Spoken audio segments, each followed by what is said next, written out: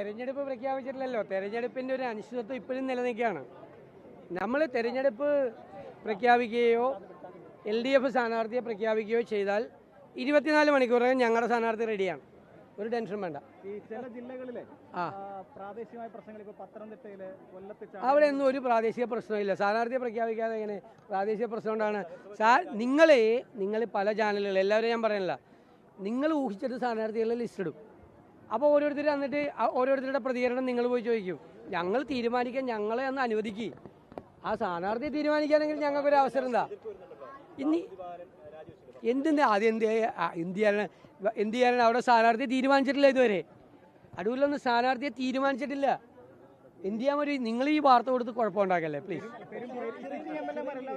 നിങ്ങൾ ആ BJPയുടെ ഒന്നും ഒറ്റ സ്ഥാനാർത്ഥിയുടെ പേര് പോലും നിങ്ങൾക്ക് അറിയില്ലല്ലോ. എവിടെ കൊടുക്കും? നിങ്ങളൊന്നും കൊടുക്കാനില്ല. നിങ്ങൾ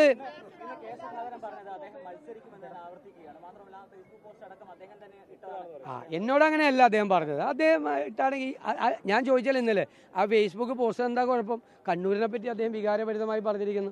അദ്ദേഹം പ്രതിനിധാനം ചെയ്യുന്ന പാർലമെന്റ് മണ്ഡലമാണ് കണ്ണൂർ. അതിനേക്കാളും വലുതാണ് കണ്ണൂർ ജില്ല എന്ന് പറയുന്നത്. അതിനെന്താ കുഴപ്പം? അതൊന്നും എനിക്കറിയില്ല. ഞാൻ അങ്ങനെ അദ്ദേഹത്തിന് ഉറപ്പ് കൊടുക്കാൻ പറ്റിയ അത്ര വലിയ നേതാവല്ലല്ലേ ഞാൻ എന്തായാലും എനിക്കറിയില്ല. എന്നെ സംബന്ധിച്ചൊന്നും എനിക്കറിയില്ല.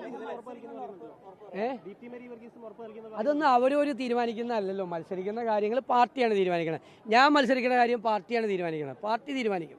VD സതീശൻ മത്സരിക്കണമെന്ന് ആരും KPC പ്രസിഡന്റ് പറഞ്ഞല്ലോ, ആരും സ്വയം സ്ഥാനാർത്ഥികളായിട്ട് പ്രഖ്യാപിക്കേണ്ട. പാർട്ടി തീരുമാനിക്കുന്നവരാണ് സ്ഥാനാർത്ഥികൾ. അതിൻ്റെ അപ്പുറത്തോട്ട് ആരും പോകണ്ട. ഇതൊക്കെ നിങ്ങളുണ്ടാക്കുന്നതാണ്. നിങ്ങൾ അതൊക്കെ തീരുമാനിക്കുമല്ലോ. UDF തീരുമാനിക്കട്ടെ. ഞങ്ങളൊന്ന് അനുവദിക്കുക. നിങ്ങൾക്ക് ഈ സ്ഥാനാർത്ഥികളെ കിട്ടാതാവുമ്പോൾ നിങ്ങൾ തന്നെ സ്ഥാനാർത്ഥി ഉണ്ടാക്കുക. ഓരോ ചാനലിലും ഓരോ സ്ഥാനാർത്ഥിയാണ് ഓരോ നിയോജകമണ്ഡലത്തിൽ. എന്നിട്ട് അത് കിട്ടാത്ത ആളുടെ അടുത്ത് പോയിട്ട് നോക്കും, മറ്റേ ആളാണ് സ്ഥാനാർത്ഥി. നിങ്ങൾക്ക് എന്ത് തോന്നുന്നു? അപ്പോൾ അയാൾക്ക് വിഷമമായിട്ട് അയാൾ എന്തെങ്കിലും പറയും. അല്ല, അതൊക്കെ നേരത്തെ എത്ര പ്രാവശ്യം പറഞ്ഞത്? അതൊക്കെ ഹൈക്കമാൻഡ് തീരുമാനിക്കുകയാണ്. ഞങ്ങൾക്ക് എന്താ പ്രശ്നം? ഹൈക്കമാൻഡാണ്, കോൺഗ്രസ് നേതൃത്വമാണ്. കാരണം MPമാരെന്ന് പറയുന്നത് ദേശീയ തലത്തിൽ പ്രവർത്തിക്കുന്നവരാണ്, പാർലമെന്റിൽ പ്രവർത്തിക്കുന്നവരാണ്. അവരെ ഇങ്ങോട്ട് മത്സരിക്കാൻ അയക്കണമെന്ന് തീരുമാനിക്കുന്നത് AICCയുടെ ദേശീയ നേതൃത്വം. ഞങ്ങളാണെങ്കിൽ ഞങ്ങൾ എപ്പോഴും ഒരു തീരുമാനം എടുത്ത് പറഞ്ഞേനെ. ഞങ്ങൾക്ക് അതിനുള്ള അധികാരമില്ല. ഞങ്ങളുടെ ജൂറിസ്ഡിക്ഷനിൽ വരുന്ന കാര്യമല്ല. AICC നേതൃത്വം തീരുമാനിക്കേണ്ട കാര്യം. എല്ലാ ദിവസവും ഇത് തന്നെ ചോദിക്കുക. വേറെ വല്ലാണ്ട് ചോദിക്കുക. എന്നാ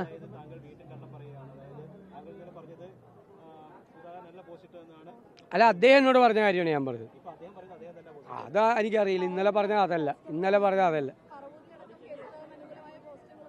അതെനിക്കറിയില്ല. CPM കാര്യം കൊണ്ടുവയ്ക്കണായിരിക്കും. പറവൂരി പോസ്റ്റ് വെച്ചിട്ട് എന്താ കാര്യം? പറവൂരിൽ എന്താ പ്രശ്നം? പറവൂരിലാണ് അദ്ദേഹം മത്സരിക്കുക, സീറ്റ് ചോദിച്ചേക്കണത്. അത് ഞാൻ മാറിക്കൊടുക്കുക.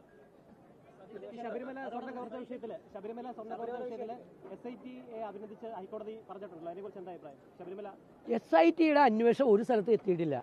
എല്ലാവരും സ്റ്റാറ്റ്യൂട്ടറി ജാമ്യം കിട്ടി പുറത്തിറങ്ങി. ഒരു പ്രിലിമിനറി ആയിട്ടുള്ള പ്രാഥമികമായിട്ടുള്ള ചാർജ് ഷീറ്റ് പോലും കൊടുക്കാൻ SITക്ക് കഴിഞ്ഞിട്ടില്ല. കോടതിയുടെ അഭിപ്രായം പറഞ്ഞു. കേരളത്തിലെ ജനങ്ങൾക്കും വിശ്വാസികളായ ആളുകൾക്കും ഉത്കണ്ഠയുണ്ട്, പ്രതിപക്ഷത്തിന് ഉത്കണ്ഠയുണ്ട്. കാരണം ഈ കേസ് എങ്ങും എത്താതെ അവസാനിക്കും എന്നുള്ള സംശയമുണ്ട്. ഒരു തെളിവ് SIT ശേഖരിക്കുന്നില്ല. ഇതുവരെ ഒരു തെളിവും കിട്ടിയിട്ടില്ല. മനസ്സിലായില്ലേ? കോടതി തന്നെയാണ് പറഞ്ഞത്, അനാവശ്യമായി തെളിവിൻ്റെ കണിക പോലും ഇല്ലാതെ തന്ത്രി അറസ്റ്റ് ചെയ്തെന്ന് പറഞ്ഞു.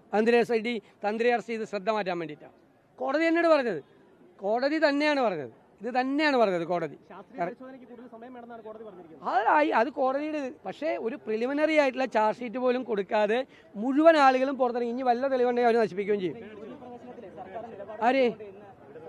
അവർ ചെയ്തല്ലോ. അതിന് ഇന്ന് എന്തൊക്കെ ന്യായീകരണമാണ് ദേവസ്വം മന്ത്രി പറഞ്ഞത്? ദേവസ്വം മന്ത്രി പ്രതിപക്ഷത്തെയാണ് ആക്രമിക്കുന്നത്. പ്രതിപക്ഷം വല്ല തെറ്റും ചെയ്ത ശബരിമല സ്ത്രീ പ്രവേശനവുമായി ബന്ധപ്പെട്ട് ഞങ്ങളുടെ നിലപാടിലേക്ക് ഗവൺമെൻറ് തിരിച്ചു വന്നിരിക്കുകയാണ്. അതിന് പ്രതിപക്ഷം ഭയങ്കര കുഴപ്പമാണെന്ന് പറയുകയാണ്. കോടതിയിലൊക്കെ തോറ്റുപോയെന്ന് കോടതി പറഞ്ഞിട്ടുണ്ട്. ഇദ്ദേഹം ദേവസ്വം മന്ത്രിയായിരിക്കുന്ന കാലത്താണ് രണ്ടാമത് അവിടെ വലിയ കളവ് നടത്താൻ ശ്രമിച്ചതെന്നാണ് കോടതി പറഞ്ഞിരിക്കുന്നത്. അദ്ദേഹത്തിനെതിരായിട്ടാണ് കോടതി പരാമർശം.